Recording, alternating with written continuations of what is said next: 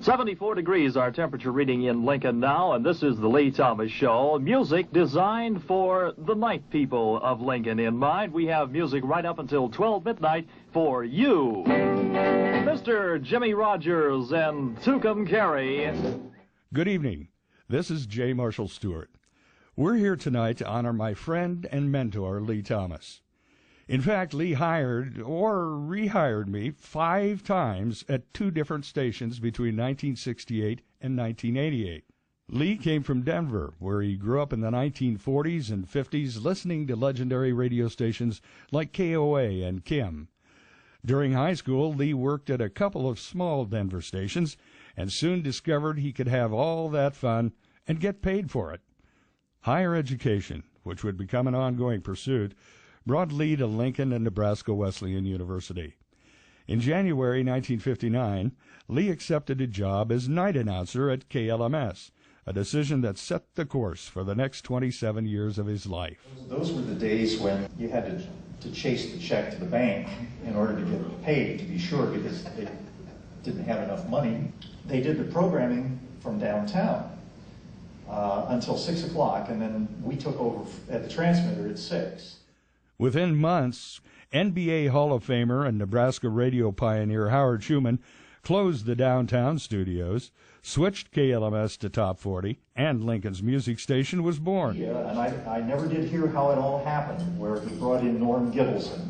But he knew what we needed to do, which was to go Top 40. He hired a guy by the name of Bob Dean, real name Bob Moomey, and Bob was my mentor. And in June 1st, 1959, the station switched over to Top 40. When you're in the mood for good music and news, it's Lincoln's LMS you will choose. Lee rose through the ranks at KLMS, but it was as program manager that Lee had his biggest impact on the Lincoln market. I came to KFMQ from Coyle in Omaha in 1973. Painfully aware of Lee's presence in the market was management of our young adult competitor, album rocker KFMQ.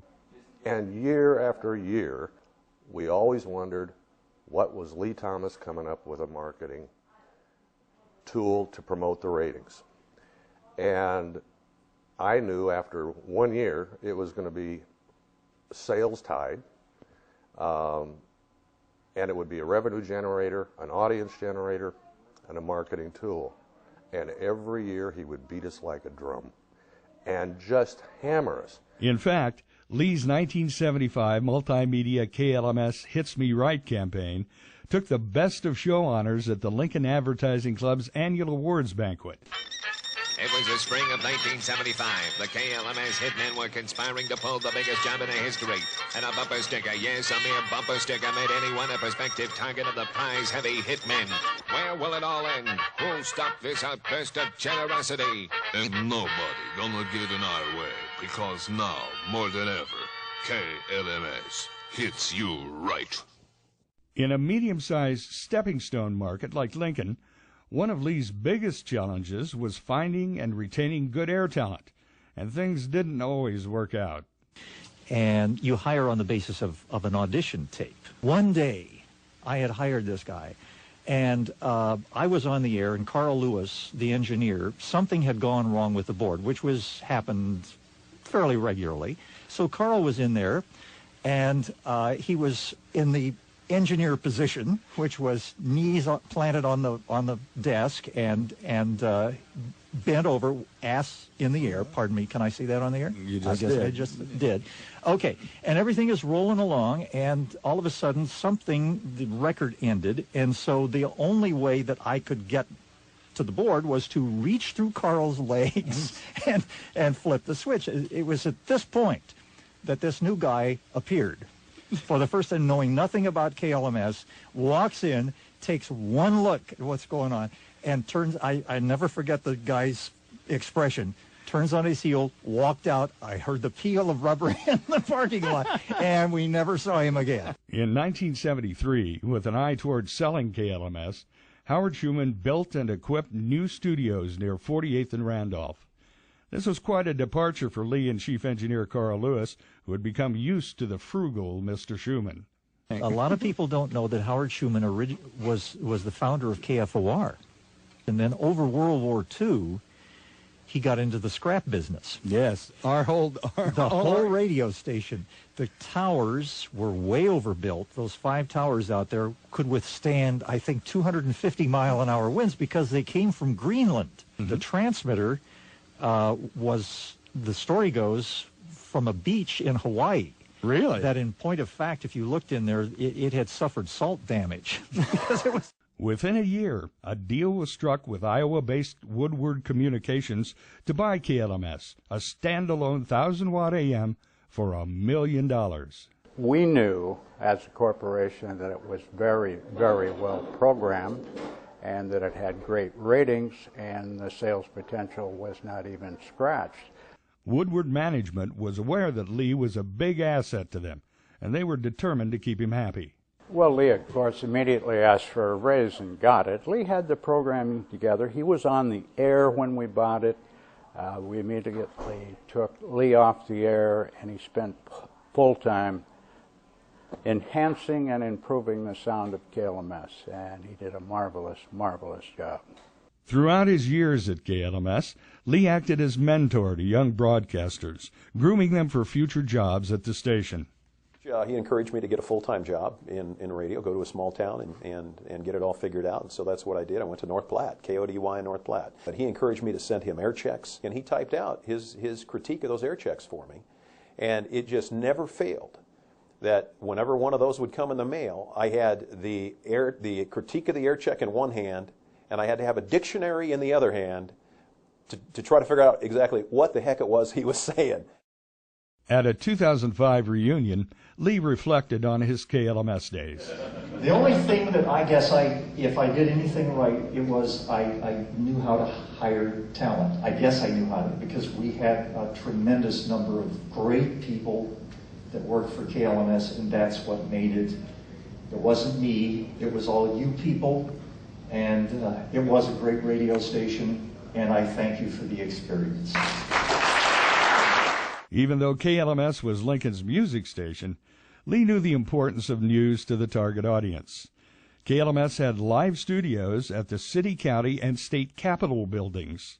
The 6-person news team had the ability to cover news from wherever it was happening, and the recognition of their peers. David Aarons for KLMS, Nebraska Associated Press News Station of the Year. Newscast, and it was the Nebraska Associated Press News Station of the Year. Thank you, Harley. Thank you, Lee Thomas.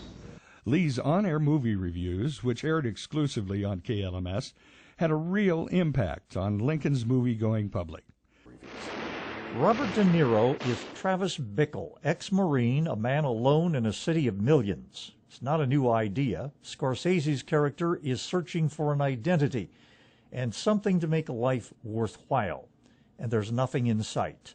Prepare yourself to be utterly repelled and intensely impressed, and it certainly merits our grade A+. Woodward Communications' attitude was, if you can't beat the competition, buy them. In February 1979, KFMQ became KLMS's sister station, with Lee Thomas named operations manager for both stations. We knew, both of us, that if we were to survive and do the performance bottom line for the corporation, that the AM days were limited. To say the least, KFMQ staffers were skeptical about the man who had been the epitome of AM Top 40 radio in Lincoln for 20 years, having a say in how their AOR station was programmed and marketed. It was almost like a morning, and programming was just mortified. But in reality, it was probably one of the best things that happened to KFMQ.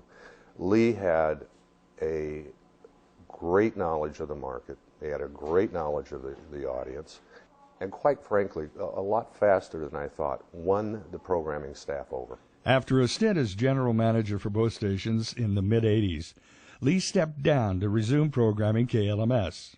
But in the face of declining AM radio listenership and changes in upper management at the corporate level, after nearly 3 decades of leadership at KLMS, Lee met the fate of many seasoned radio veterans. Little did headquarters back in Dubuque know that Lee already had a plan that included some of his Woodward co-workers, including me. He came to me with an idea of buying a local radio station. After I left the corporation, Lee and I were going to buy a station together, and we couldn't find anything that was compatible, and we were both still looking. Lee found this. Lee did the engineering, knew what the frequency could do, knew what format. It was Lee's deal. Ultimately, 4 of us did purchase the radio station, and we didn't have to worry about it. We knew Lee would do it right. We turned the station off the air. We had 1 phone call. That was it, 1 phone call. 3 months later, we put the station on the air, came out of the blocks with a classic Corvette giveaway. The first day we were sold out, and the first month we actually made a profit and never looked back from there. Going into the ratings period, Lee launched the direct mail piece, and that was so successful that approximately 3 months, or whenever the ratings actually came out, the station was #1 in the market, 25 to 49, going from 1 listener to top in the market. None of that would have happened without Lee.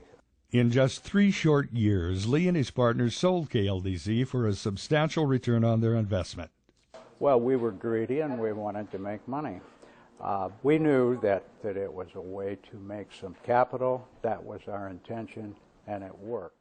It was at this point in his life, with a master's degree already in hand, that Lee decided to complete requirements for his Ph.D. in communications at the University of Nebraska-Lincoln. Today, Dr. Lee Thomas has spent the past 15 years educating, and yes, mentoring communications students on the Crete campus of Doane College. One of his students, 2009 graduate Ziad Jabour, was one of only 6 out of 1,500 students nationwide to be selected this year as an NBC News associate in New York. I'm an econ major. I never really thought I'd be getting into this, but it's something I love to do. And he said that, just go ahead and do it. And that's what I'm doing. So I can thank Dr. Thomas for that. He's definitely an interesting person when it comes to things, like even when you're talking to him about something, that has nothing to do with your position at the radio station or any faculty advice. There's always something that you can talk to him about, whether it's movies or politics or something. He's always got his point of view on the subject. He's a very tough professor, very tough, but you learn a lot from his classes. And it was Introduction to Mass Communications, and I remember the first day when we came to class, he said, are you a communications major or a journalism major? If not, why are you here? And if you don't really have that good of a reason, you might want to leave because it's going to get pretty intense. And it was kind of intimidating to walk into class, the first class in college, and hear those words from your first ever professor. Another passion of Lee's is astronomy. He helped found Lincoln's Hyde Observatory, where he continues on the Board of Supervisors, and is past president and an active member of the Prairie Astronomy Club. Lee even traveled to Siberia, Russia in July 2008 to observe the total eclipse of the sun. Dr. Lee Thomas, radio air personality, program manager, station owner, and educator for over 50 years, and a man who has been a mentor and friend to hundreds of young men and women whose lives he has touched over the years. When asked for a personal comment on this occasion of Lee's induction into the Hall of Fame, longtime colleague and business partner Harley Lampman had this to say. But I recall the first Hall of Fame induction was Mr. Schumann that owned KLMS when we bought it. And Mr. Schumann was up at his age, kind of stumbling around, but certainly did a good job. And Lee turned to me and he said, well, if we live long enough, we'll all get in the Hall of Fame. Congratulations, Lee.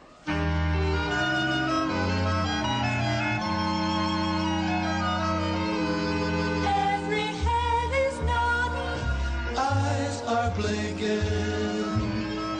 Each kilocycle's winking too. Now we'd like to take this one little moment to say goodnight from Lincoln's KLMS.